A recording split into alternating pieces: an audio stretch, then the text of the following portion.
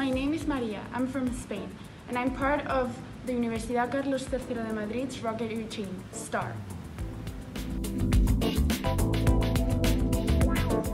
We use VariSpace as a database for all our work, from the timeline that we follow to ensure we can get all the work done before the deadlines, to the full list of components with their connections and interactions and requirements.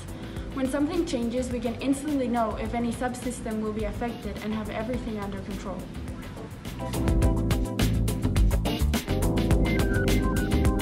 Engineering is the practical application of scientific principles to achieve an intended objective.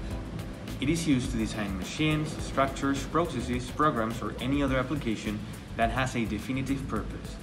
As students, we are only scratching the surface of the possibilities that the engineering world has to offer. This is why we are involved in projects like STAR, to learn beyond the classroom.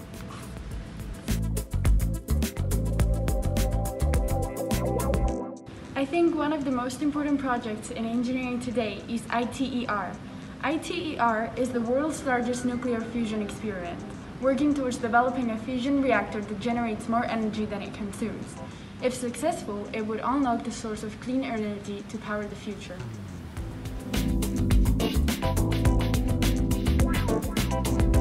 The future of engineering looks extremely promising.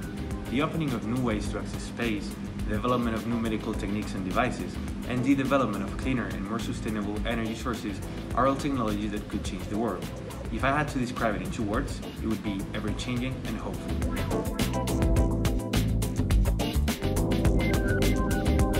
It would be more difficult to replace engineers as their job is to solve problems that have never been solved before.